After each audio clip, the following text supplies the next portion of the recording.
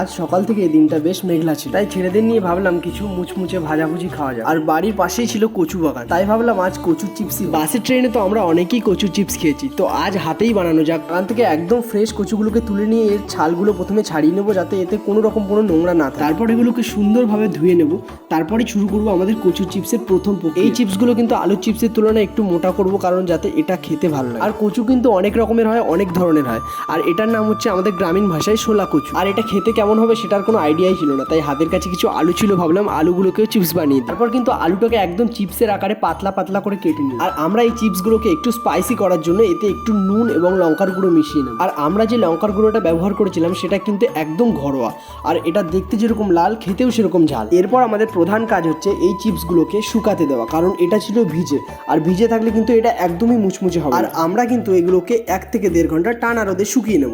এরপর আমাদের তেল গরম করে ভাজার পালা। মেঘলা দিনে এমন মুচমুচে আলুর চিপস আর কচুর চিপস কার না ভালো লাগে। তারপর আমরা কিন্তু একটু বেশ লাল লাল করে এটাকে ভেজে নেব। আর গ্রামীণ পরিবেশে একেবারে নিজের হাতে তৈরি চিপস সেটা আলাদাই স্বাদের। আর একই সাথে আমরা যে কচুগুলো শুকাতে দিয়েছিলাম সেই কচুগুলোও কিন্তু ভেজে নেব একেবারে চিপসের মতো করে।